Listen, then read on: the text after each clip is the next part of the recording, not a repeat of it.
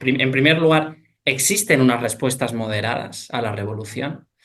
Y en segundo lugar, explorar la relación entre Tocqueville, Guizot y Jovellanos como moderados, podríamos llegar a decir, o reformadores, que es que es un poquito la hipótesis y lo que he podido de una manera introductoria estudiar en el artículo que he elaborado es ver si puede llegar a existir esta relación, ¿no?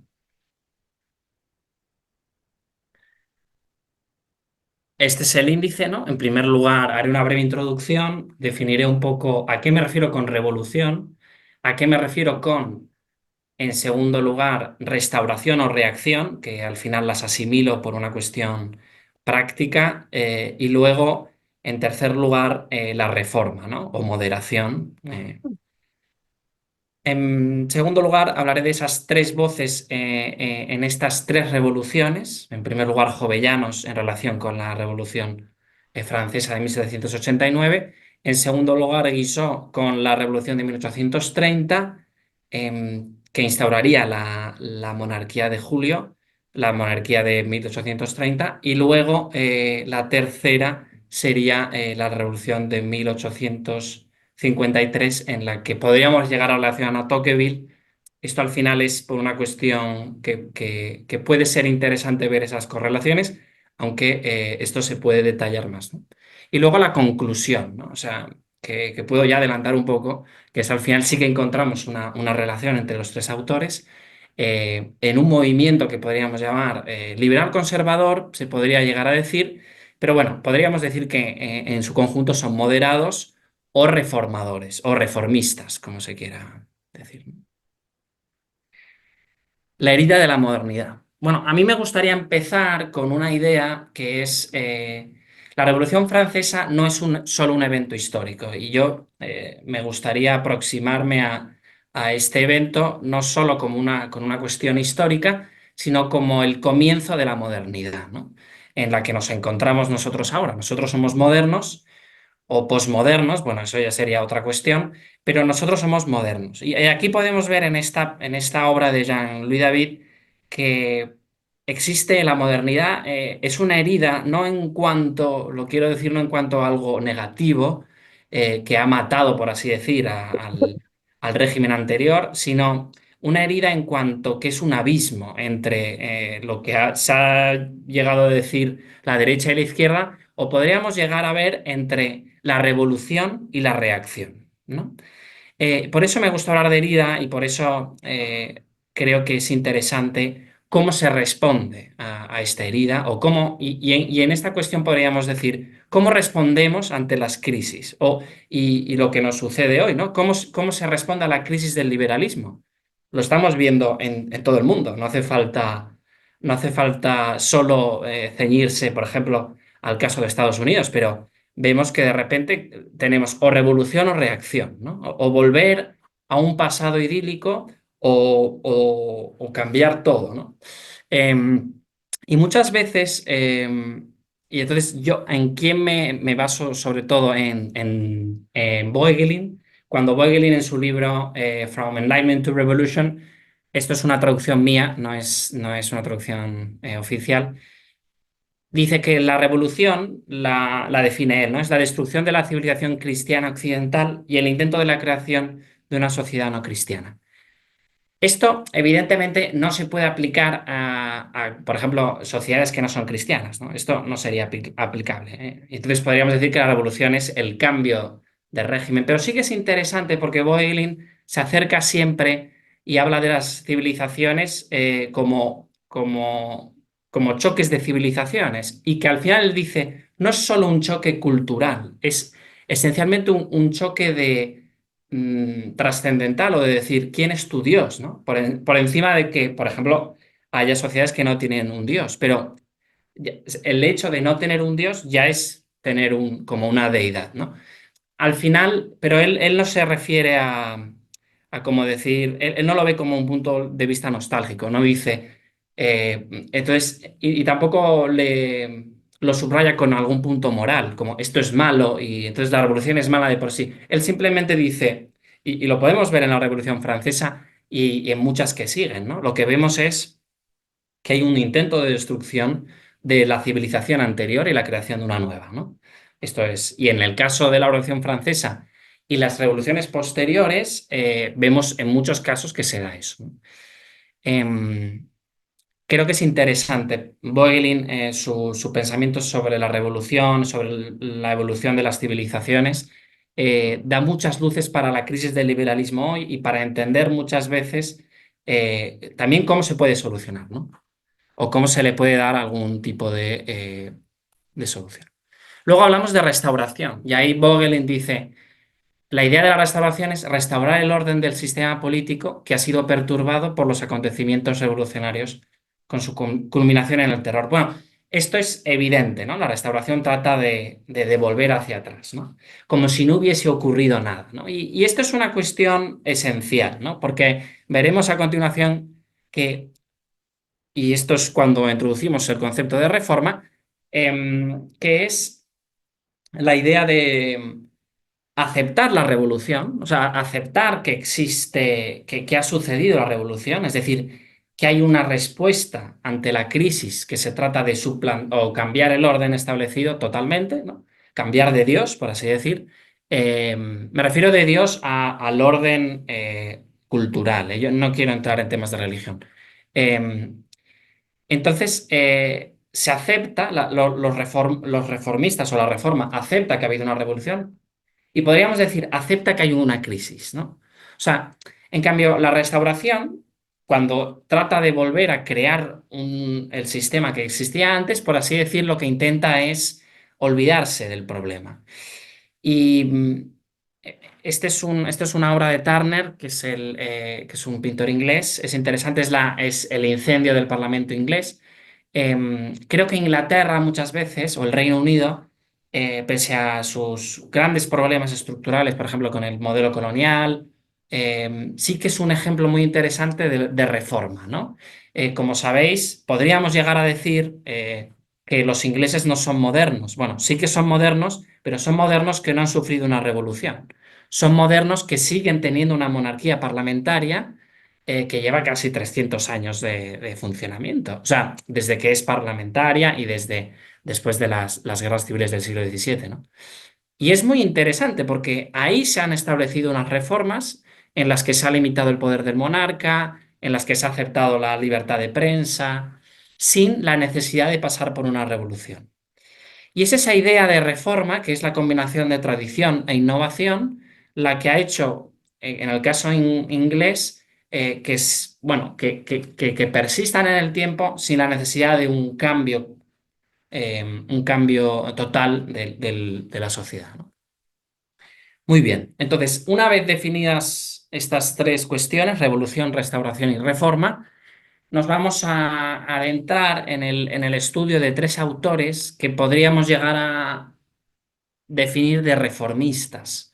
Y creo que esto es una cuestión muy necesaria para dar respuesta a la crisis del liberalismo que encontramos hoy en día, en la que encontramos voces que hablan de reacción, como los iliberales, y esto es una cuestión vigente, o sea, hay gente que, bueno, en Estados Unidos se pueden encontrar académicos que hablan de...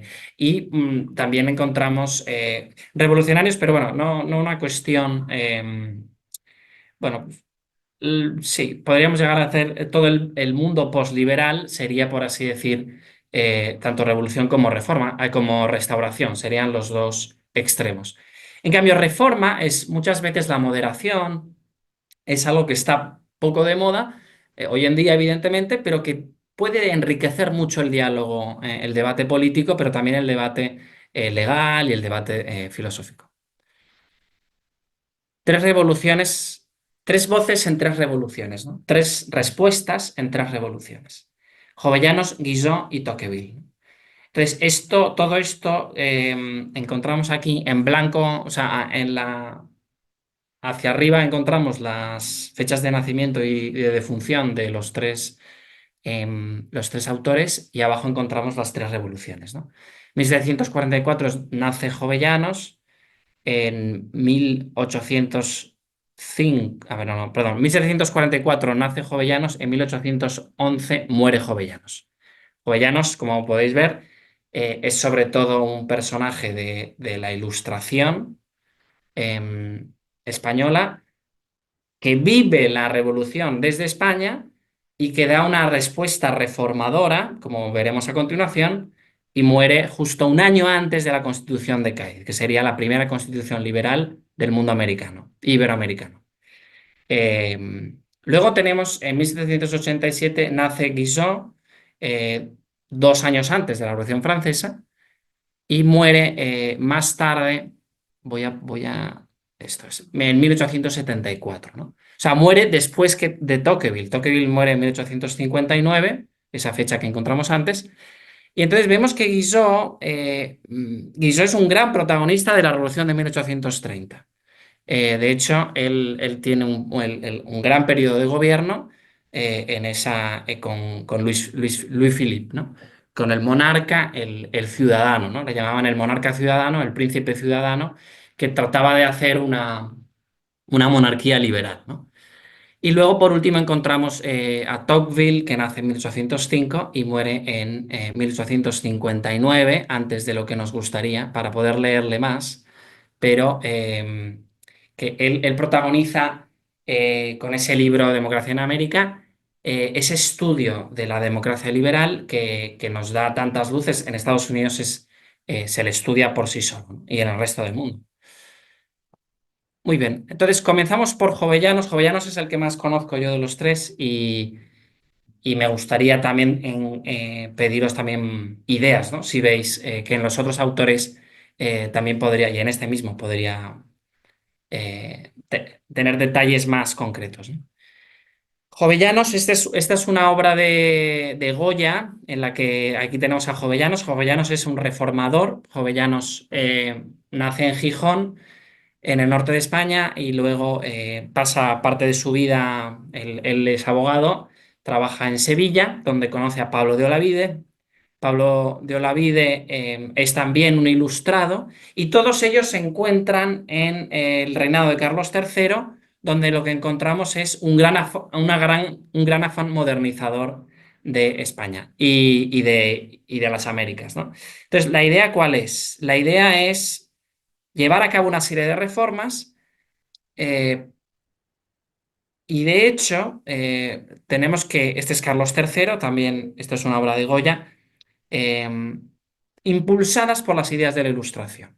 Y esto se pone, entonces Jovellanos a lo largo de su vida eh, establece un tratado sobre la educación pública, instrucción pública, en la que muchas veces se despega de la escolástica tradicional española, sin dejar de aceptar su legado, pero proponiendo el estudio de las ciencias. Luego encontramos en segundo lugar bueno, todo un desarrollo económico. Él habla de bueno, de hecho las desamortizaciones que se darán a lo largo del siglo XIX en España y que luego en América también se cogerán, se verán algunas ideas, eh, parten de Jovellanos con su informe de la ley agraria. Y también encontramos, y esto es lo que yo más he estudiado, que es que Jovellanos se encuentra en su punto más álgido a nivel político, es cuando él escribe la memoria de la Junta Central. Entonces, la memoria de la Junta Central es una defensa de Jovellanos por su rol. Él tiene un rol preeminente en la Junta, son menos de 10 vocales, que son ellos los que gobiernan España, bueno, el Imperio Español, que es España y América y Asia, ¿no? Él es uno de los vocales, son vocales y entonces ahí es cuando él defiende su rol, su papel ahí, ¿no? Encontramos a Fernando VII fuera de España, secuestrado, y la invasión francesa, napoleónica, mejor dicho, ¿no? La invasión napoleónica. Y entonces ahí es cuando él establece y él habla de nación, habla de libertad de prensa, habla de la limitación del poder real, habla del bicameralismo a la inglesa. Él es un gran, él tiene la influencia inglesa. Bueno, él tiene amigos, Lord Holland, por ejemplo, es un político inglés, Whig, que tiene mucha influencia en Jovellanos. Entonces, lo que encontramos ahí es aceptar lo que es, por ejemplo, él no deja de decir, que es muy interesante, ¿no? Él no deja de decir que lo que ha sido hasta ahora la nación española, pues es algo es un legado a preservar, pero aceptando y diciendo, bueno, esta monarquía que tenemos, porque luchamos por el rey, pero vamos a mejorarla, vamos a reformarla. Y es esa idea de reforma, él muere en 1811 antes de ver la Constitución de Cádiz, sobre la que tiene una gran impronta, una gran influencia, eh, y él, por así decir, podemos decir que es un político fracasado, ¿no? Es un intelectual fracasado. Porque él muere sin haber visto ni la transformación económica basada en la propiedad privada, ni el bicameralismo, que no llega a España hasta, de manera plena hasta 1978 con la Constitución Democrática. Es decir, el modelo que ahora hay en España, democrático, es un modelo que se vislumbró, en concreto, lo vio Jovellanos, ¿no? Entonces es muy interesante, ¿no? El legado de Jovellanos. Bueno, estas son la Constitución de Cádiz, que sienta un precedente. Se dice que es ahí es donde se empieza a hablar de liberales, con el término liberal que tenemos en el pensamiento político iberoamericano, que es pues, aquellos que están en defensa pues, de las libertades individuales, de los derechos, y no con el significado anglosajón, que es diferente, ¿no? Pasamos a Guizot. Entonces, Guizot es ministro, o sea, Guizot nace, como ya hemos dicho, 2 años antes de la Revolución Francesa y él familiarmente, o sea, su familia es monárquica y tiene una relación muy estrecha pues con la monarquía. Pero él se distingue desde el principio de toda la vertiente reaccionaria, ¿no? O restauradora. De hecho, a él se le conoce como el hombre de Gante, porque él viaja a Gante para, para directamente decirle al rey, en ese caso, le dice directamente que lo que tiene que hacer es aceptar las ideas liberales, ¿no? Y el momento en que acepte las ideas liberales es ahí cuando él va a tener, porque ha pasado la Revolución Francesa, ha muerto, bueno, ha muerto no, ha sido derrotado Napoleón por el segundo intento después de volver de Elba, y entonces se plantea la segunda restauración. Y entonces es ahí cuando le dice a Luis XVIII la necesidad de adoptar políticas liberales, ¿no? El hombre de Gante, porque mucha gente cuando él fue a Gante, que es donde estaba Luis XVIII, le vio como bueno, un tipo que no tiene ni idea. O sea que cuando más tarde, después de cuando Carlos X ya empieza el reinado de Carlos X, entonces ahí es cuando encontramos que Guizot empieza a trabajar, que eso es la década de los 20, 1820, empieza a trabajar sus obras políticas, ¿no? Y ahí encontramos historia de los orígenes del gobierno representativo y otros escritos que en esa década del 20 al 30 es cuando él empieza a publicar. Y ahí encontramos que no es sino hasta 1830 cuando Guizot, en 1830, entra con Louis Philippe en el gobierno. Y ahí encontramos al Guizot más práctico. Si ahora hemos visto al Guizot más teórico, ahora vemos al Guizot más práctico. Y esto también es algo que Guizot comparte con Jovellanos, que es que tanto Guizot como Jovellanos y más tarde Tocqueville, pero en menor medida, son estadistas. Entonces, esto es fundamental, ¿no? Porque no son solo teóricos, sino sobre todo son estadistas. Eh, y Guizot sigue la misma línea de Jovellanos en la idea de Guizot no dice que la monarquía hay que abolirla, ¿no? Pero tampoco habla de una monarquía absolutista. Tampoco dice que hay que volver, como fue el reinado de Carlos X, ¿no? Hay que volver directamente a lo previo, ¿no? A la revolución, que el monarca debe regir todo, que las cortes no deben ser oídas, sino él habla de una combinación de las dos. Y esto me parece que un punto evidentemente que comparte con Jovellanos. Y también comparte con Jovellanos el interés por el modelo anglosajón, ¿no? Y es el modelo británico el que sí que ha realmente logrado la paz, ¿no? Porque ambos, tanto Jovellanos como Guizot y Tocqueville, lo veremos también, tienen como la gran idea de la paz, ¿no? De la paz social como uno de los, y creo que también podría llegar a ser otra característica de los reformadores. No solo esa combinación de tradición e innovación, sino la paz como uno de los objetivos sociales, ¿no? Cosa que no sé si los revolucionarios o los reaccionarios podrían llegar a verlo, porque en muchos casos, por ejemplo, los reaccionarios, yo he leído a Lemaitre, por ejemplo, Lemaitre muchas veces justifica la violencia. Ojo, digo, no llega a justificarla, pero sí dice, bueno, al final las guerras son ideas, son cuestiones de la providencia. Y Marx también. Entonces, lo que vemos es que los extremos muchas veces aceptan la violencia y el terror. En cambio, la reforma podríamos llegar a decir que no lo justifica, ¿no? Y ya estoy fuera de tiempo, entonces nos queda Tocqueville.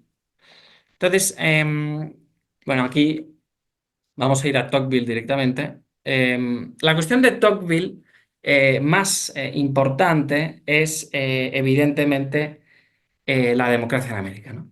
Porque la democracia en América, bueno, llega a ver y ver con sus propios ojos cómo una sociedad se puede convivir con libertad de prensa, cosa que no existía en Francia, ni siquiera bajo Guizot. Jovellanos, por ejemplo, ¿Qué estaba de pasa, acuerdo tío? con... ¿Perdón? O sea, la cuestión de Tocqueville es cuando ve directamente la democracia en acción, ¿no? Y es democracia en América lo que vertebra todo su pensamiento político, ¿no?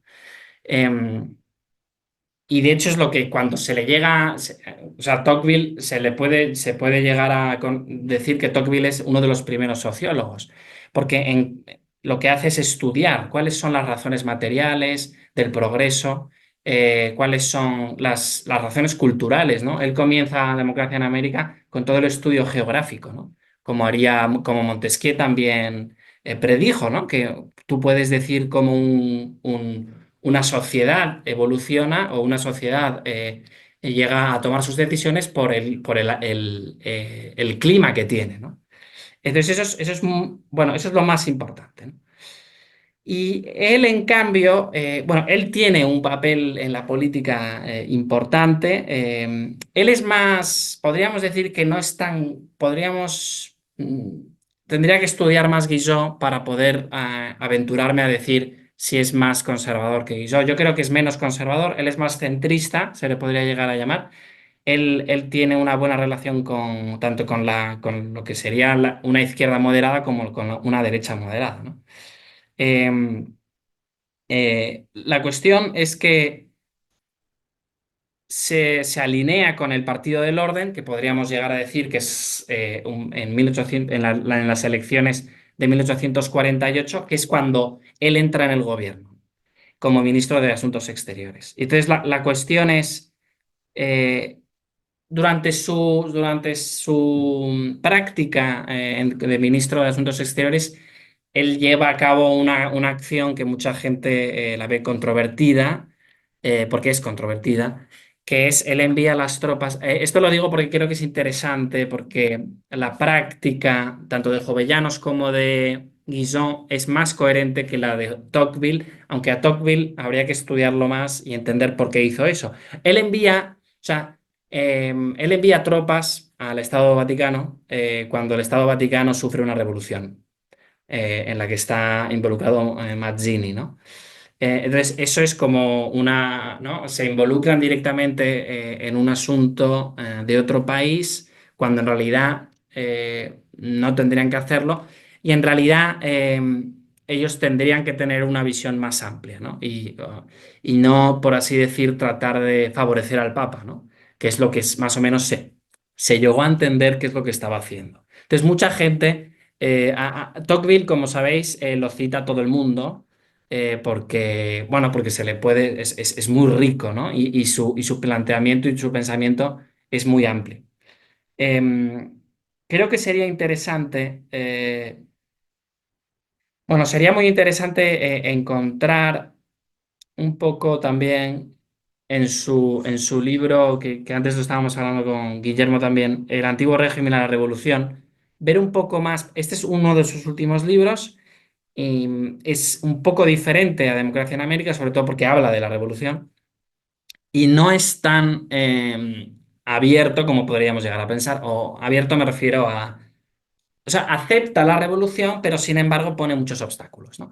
Y por tanto, y ahí de esta manera ya acabo, podemos ver que Tocqueville comparte también características con Jovellanos y Guizot. Es un moderado, acepta, por ejemplo, acepta la idea de Francia o acepta, de alguna manera llega a aceptar la monarquía, menos, pero por otro lado es un adelantado. Es decir, él no tiene ningún problema en expresar sus pensamientos en contra de la esclavitud, por ejemplo, o en favor de la libertad de prensa, ¿no? Cosa que es más adelantado, evidentemente, que Jovellanos y que Guizot. Entonces, es esta combinación de estos dos factores, tradición e innovación, lo que hemos estado viendo eh, en estos tres autores que responden a la revolución, porque al final nosotros continuamos respondiendo a la revolución, a día de hoy, creo yo. Es decir, no porque sea cristiano la civilización anterior, no es una cuestión del cristianismo, es una cuestión de un cambio de orden, de trascendente o de cómo se estructura una sociedad, más que nada. Y ese cambio lo continuamos viviendo y vemos reformadores que están ahí muchas veces entre los dos y luego encontramos reaccionarios y evidentemente revolucionarios. Y bueno, es un esquema que se repite, pero yo creo que se repite porque todavía no hemos conseguido bueno, curar esa herida de la modernidad o entenderla o tratar bueno, de ver cómo solucionar, ¿no? Un problema que está planteado y que, bueno, que todavía no le hemos dado, bueno, hemos tratado de dar la respuesta, ¿no? Pero no hemos conseguido una respuesta. Y aquí, bueno, aquí están algunas referencias. Y por último, me gustaría decir que esto es un estudio exploratorio, le falta, bueno, le falta profundidad, porque la idea no era hacer algo profundo, sino algo, bueno, que explorase esta hipótesis de hablar de unos moderados y de su respuesta a la revolución.